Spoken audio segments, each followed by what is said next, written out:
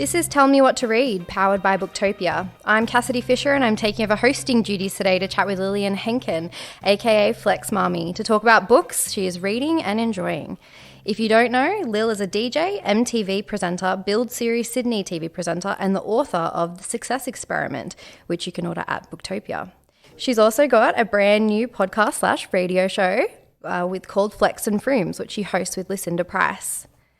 I'd like to begin by acknowledging the traditional owners of the land on which we meet today. I'd also like to pay my respects to elders both past and present. Lil, welcome to Tell Me What to Read. Yay, thank you.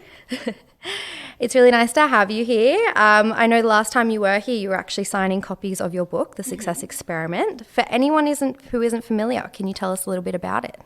The Success Experiment is technically a self-development book I wrote, but I mean, the best way I can describe it is I created 6 steps to get whatever you want, but realistically it's a deep dive into how arbitrary aspiring for success is, because it's ever moving, ever changing, and likely to change as you change. Therefore, you never arrive and you are permanently dissatisfied. However, the journey is really fascinating because I talk about how a lot of people are stuck on this idea of what they assume success would bring them, not being mindful that there are a ton of other considerations that will perhaps increase the potency of what you do end up getting, like unpacking who you are and who you want to be and why you want this thing and how you're going to get it and what's going to happen when you do, and preparing yourself for every step of the way so when you do arrive, it's not a fluke, but a series of really intentional, considered, actionable steps. Wow, that's really amazing and I'm sure very insightful. The book has been out for a little while now. Has the reaction surprised you? Not particularly. I mean, I knew people would like it, which is really awesome. I think the thing that I struggle with any kind of publishing is that it's permanent. And so I have so many thoughts and considerations that I want to update and amend, and different perspectives that I would like to integrate. And there's only so much you can do. And I guess, you know, when you're writing a book to a broad audience, a lot of the things you discuss have to be in a broad way, unless you're writing something that's really specialized. And so I find that I haven't even scratched the surface. And there are so many other things I wish I could have included, but it can't be done. And it's really interesting because even though it came out last year, I started writing it 2 years before then. And so you can only imagine the concepts and ideas that I have introduced the world to are old news to me. I'm like, keep up with it. You've got more to discuss. That's always the challenge, isn't it? At least with socials, you can constantly keep updating things and changing things, and you might have another thought and be like, oh, I'd love to do this, but the book's already in print and published. It's not really easy to go back and add more things, especially as we keep growing as individuals. I'm sure there's so many more skills and things you've picked up. Exactly. What do you think's the funniest thing someone has said to you about the book? I guess what I found to be, I don't know if it's funny, but it's perplexing how the book is really about whoever reads it, and people wanted to read about me. And I was thinking, you have access to me every day. I post about a ton of stuff. I'm not the important thing in your kind of journey. And the presumption that through reading the book, it could be like a tool for connection. Like I'll be sitting in a random restaurant, this happened quite recently, and somebody will walk past and be like, hello. I'll be like, hi. They'll be like, I bought the book and I haven't read it, but I'm hoping to be just like you. And I'm thinking, it's a very odd sentiment to come from an adult woman, but also this idea that for years, people have been asking me, like, how did you do this? And how did you get there? And what steps did you take? And I'm like, it's literally all in here. I've given it to you. Read the book, purchase the book. I got the book, but I haven't read the book. And I'm like, well, there you go, babe. There you go. I actually was listening to another podcast with you with Mark Boris where you were saying like how it's important to really set those boundaries, and you said something about not putting yourself out there but really limiting what you're putting yourself out there. Is that what you found as well with the book, you think? Like people would really try and insert themselves, like you're trying to get them to insert themselves into the book, not think about you as much when they're reading it. Is that right? Exactly. The book was meant to be a tool, like a conduit, not to me, but a conduit to the direction that the person who's reading is trying to get to. And so by writing it, I presume that it'd be perhaps a nice differentiator or distinguisher. You know, like you don't have to access me as a person to get what's inside my brain, which is cool, right? Like we don't have to connect on a personal level for you to bear the fruits of one's labor. And everyone's like, nah, I don't like that. Just tell me exactly how to get there in 30 seconds. Well, we see you all the time on social media preaching the entrepreneurial lifestyle, but also reminding everyone to keep it real. I feel like you're in a unique position to speak about the power of social media. How valuable do you think it is as a business tool these days? The most valuable one, but equal to having generalized business acumen as well. I have this thing where I refer to some people as like lowercase creatives and title caps creatives. And I'm like a lowercase creative. It is the thing that, underpins what I do, but it's never going to be the barrier to entry. So for example, I'm happy to use my creative skills to build a great business. I'm not expecting my creative skills to be the business.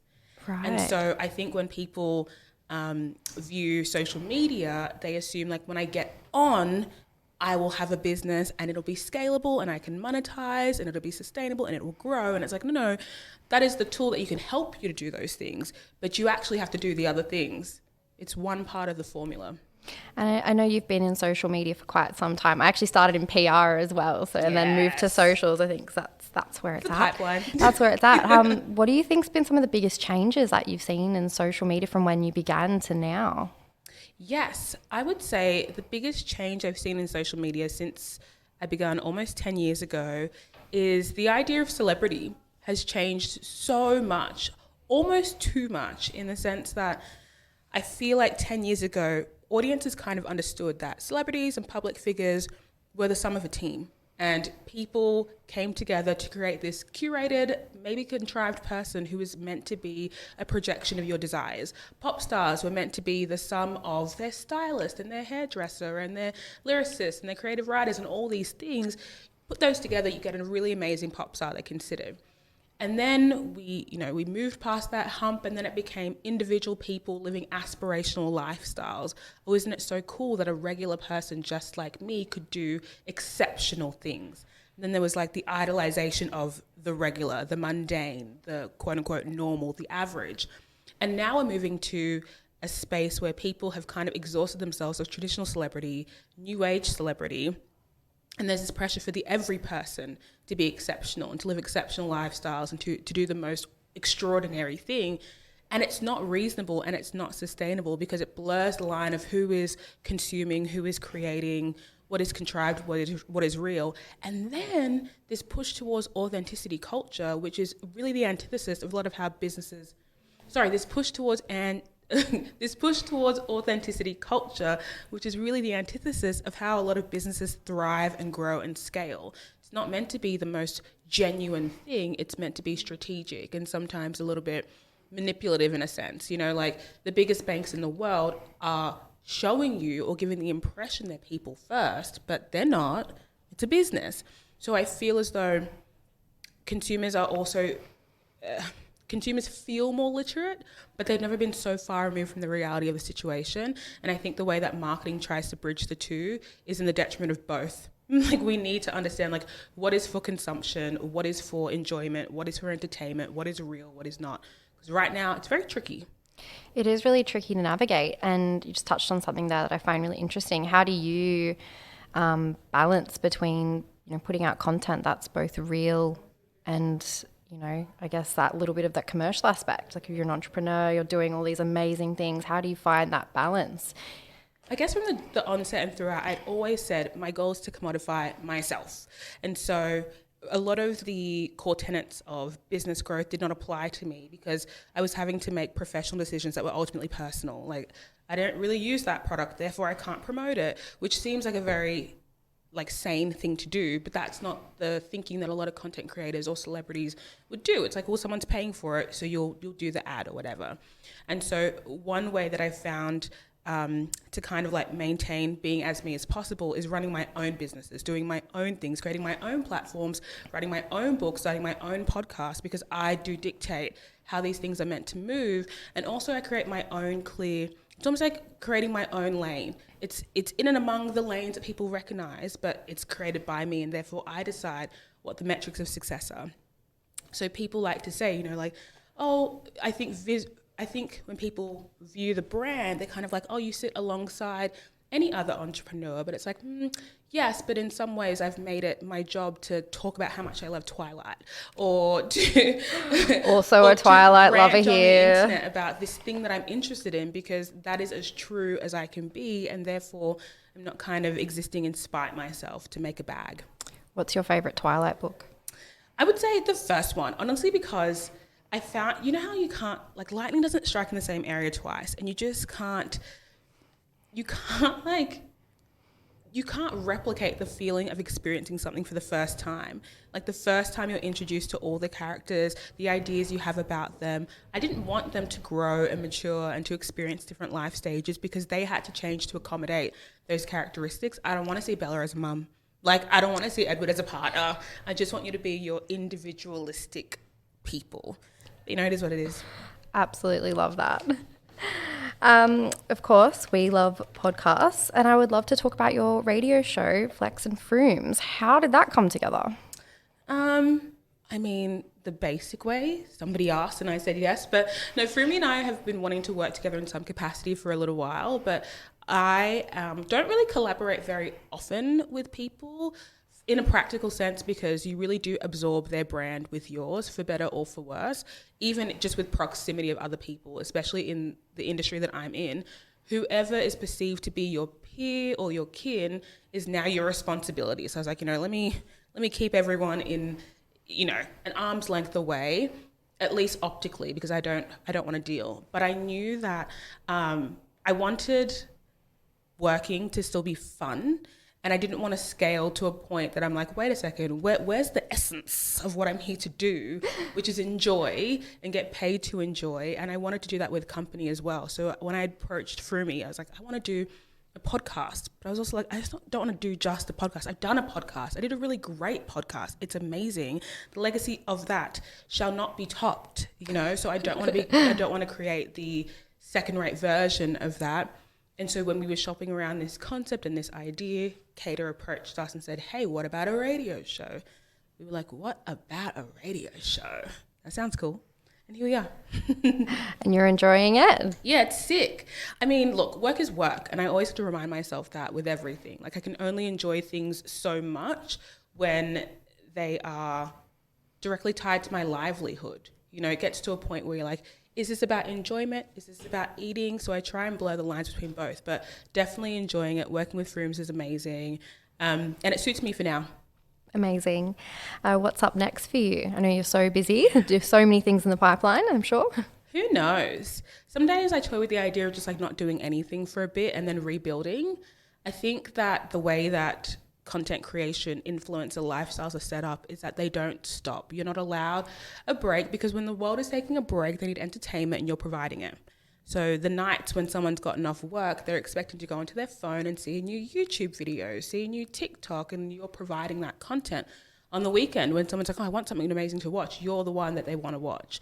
So, and then obviously, when you do take breaks from any kind of social media platform, the algorithm punishes you for that fact. So I think most of us are toying between that idea of like, yes, we can take a break, but at what cost? But I do imagine that there will be a time where I don't do anything, just to come back and do it all again, but in a way that is maybe a little bit less feral.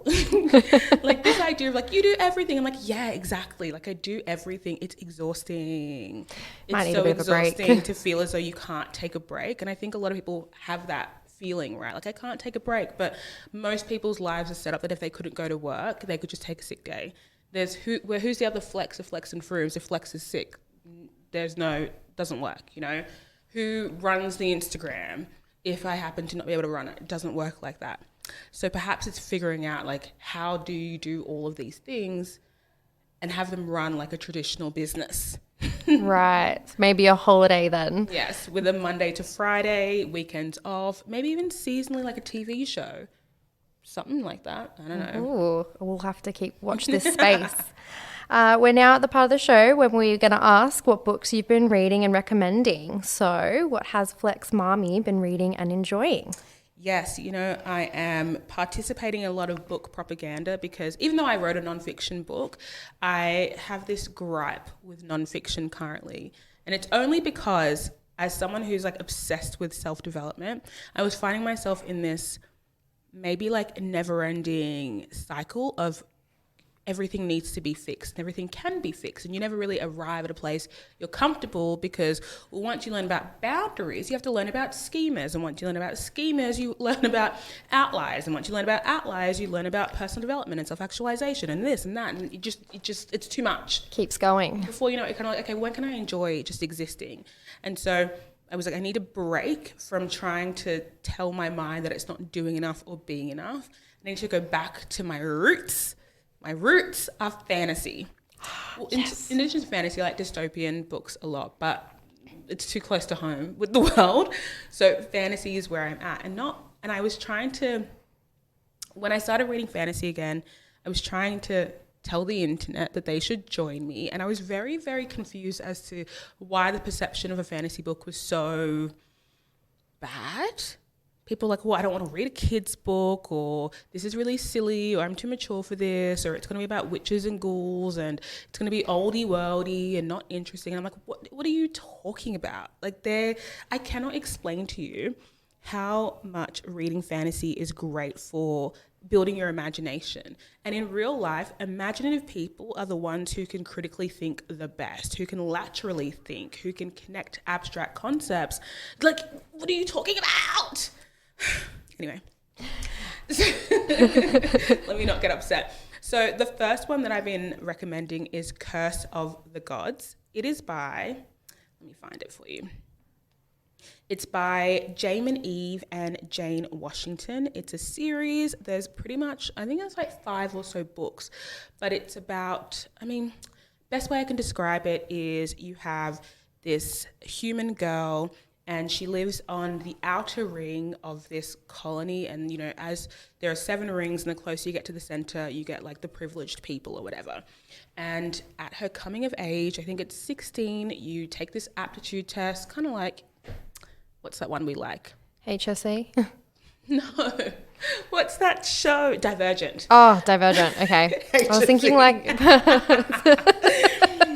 Basically, this test that you take, or this thing that you do, allows you to know whether or not you'll live a life of destitute, or if you can go into the center ring to become essentially a servant for the gods and the descendants of gods. And so she is like a clumsy human girl, that archetype. She's like, I'm just like not like the other girls. Like, I don't wear makeup. I'm so clumsy. Like, but paperwork gets mixed up, and then she gets to go to the center of the ring, and she becomes this servant. And you're thinking, where's this book going? I don't like how this is going. But long story short, you see how she builds her relationships with herself and her identity, and figuring out where she fits in, and is she allowed to exceed past her expectations of what her life would be like? And then you think it's going to be like a sob story. No. It's a reverse harem fantasy smart book.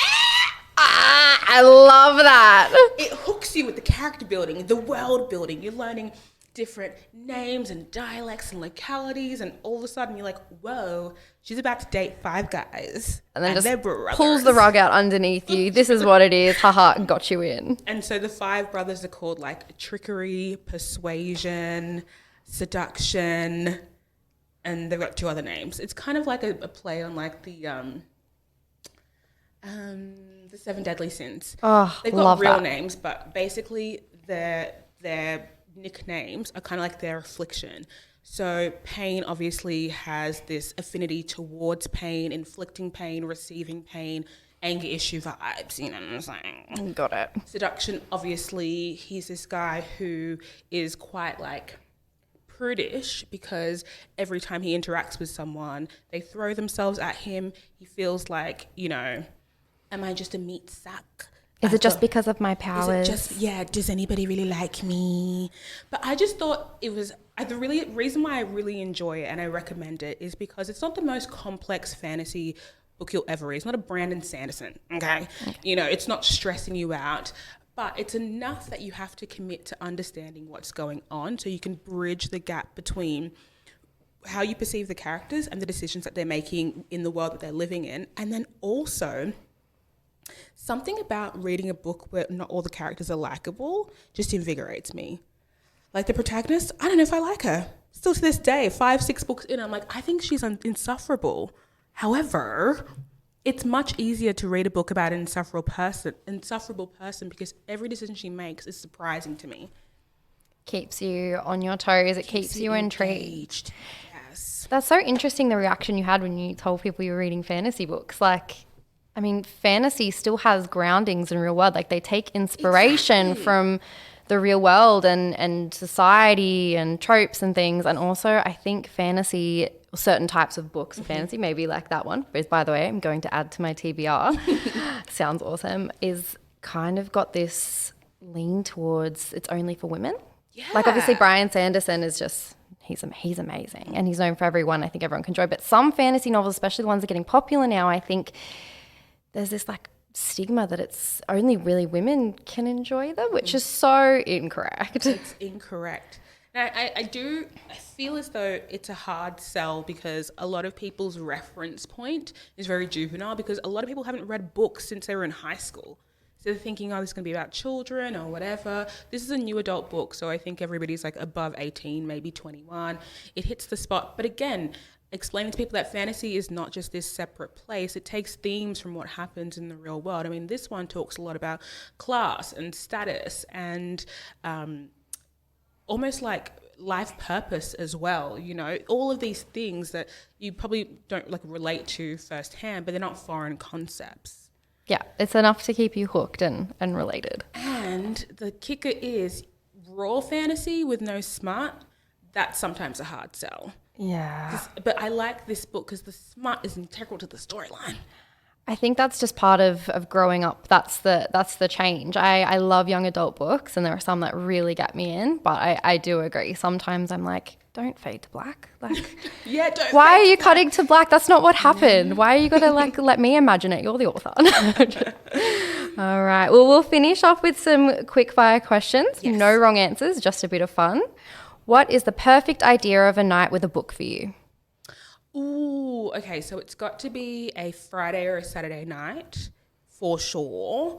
And I definitely can't have any work or any responsibilities on a Sunday or even the Monday. I'm a marathon reader, so I want to do 4 or 5 hours. I don't want to pick up an hour and put it down. I need to be in bed, lying down, reading on my Kindle. That's for sure. And I have to start reading maybe like at 11 p.m. because then the book becomes fodder for my dreams, which is always good. You know what I'm saying? And I would say that no lights as well. It has to be pitch black. And there always has to be a point 3 hours in where I feel like I'm too tired to continue, but I power through and it's worth it. I love that. And then you go to sleep rested and like enveloped in that world. And then hopefully in the morning you're still thinking about it. Exactly. And then the next book you're going to read. I want to be catapulted into the new world. I don't want anything in my current reality to interrupt how I experience the book. I need time to Google words, you know, or to, you know, I sometimes find that when I'm really excited to read, I start skim reading without knowing. And then before you know it, I don't know what the characters look like. Like, have you read A Court of Thorn and Roses? I definitely have. I don't know what's her name? The main girl. Feyre? In my head, I don't know what she looks like. Like, I feel like maybe is she giving Sophie Turner? But I'm like, Feyre's not even a redhead. She's a brunette. I didn't imagine her to be a brunette. I read too much of the book before I was like, wait, what does she look like? Well, they're developing a TV show, so I guess we're going to find out. Although I think the first season, for anyone who's watched or read A Court of Thorn and Roses, the first season's going to be maybe a little bit rough until you get to the second book, the second because that's how it went. When I got recommended, tangent, when A Court of Thorn and Roses was recommended to me, because I always say, ingest, but also realistically, I don't think I have a lot of taste when it comes to media. Like, I'll happily read or watch something that is quote unquote not good. 5 out of 10 stars. I'm like, whatever, it could be good to me. Or I don't want to have so high standards for things that I can't enjoy them anymore. So when I got recommended A Court of Thorn and Roses, halfway through the first book, I was like, babes, what are we doing here? Like, am I not understanding it or is it not going anywhere? And because everyone's like, no, but please, like, you got to just wait to the second book. I'm like, this is already 800 pages long, babe. Like, can I really get there? And then the last 20%, I see what you're doing. But then I was thinking, average book readers are not going to stay on board for a marathon. So there needs to be, and I don't even think it's completely necessary. Like, we didn't need that much context because it made me feel, I didn't like the bait and switch. Spoiler alert, from when we were like, oh my God, we love Tamlin, to now we hate Tamlin. Why are we doing that? And then they had to figure out a way to make him unlikable, I suppose, to make sure that Rhysand, however you say his name. Yeah, is it Rhysand? Rhysand? I thought it was Rhysand because his name's Rhys. Yeah, I guess so. But even that, I was like, okay, I see what you're doing there, but you set us up. Like, that's not a twist. You got me invested. Annoying. You got me invested in this relationship, and then we're going to change it. But anyway, the payoff was good. I was crying reading that book. I was hyperventilating. Yeah, I think I got through it in like 2 days, and that is like it's a thick book. I need a new book. Okay. You can recommend me some afterwards. I will do. Do you have a favourite word? A favourite word? Ooh. I like the word residual, but that's just for mouthfeel. That does feel nice. Feels good on the mouth. Favourite word, I like retrospective a lot. A lot of R words. Oh! Residual, retrospective. Wow, there's something there. You need like a third one, and then you've got like... Yeah, some alliteration happening. But I pick words based on mouthfeel. I love that. What's yours? Oh, diabolical. Ooh. I've always liked that word. Wow. Either that or metamorphosis, because I learned how to spell it when I was really young, and you've got like a rhythm. It's like METAMORPHOSIS. It's just really fun to... someone made me do that once when I was a kid, and I've never forgotten it. The classic question, you're stuck on a deserted island, and while you wait rescue, you can take 3 books of your choice. What are they? Oh, I'm going to cheat and just say I take my Kindle. I've got Kindle Unlimited. But then they have no internet. Oh, I guess you'd have to know that you're going to get deserted and really pre-save just those years and years of content that you need. But okay, stuck on a deserted island. I've got to take 3 books.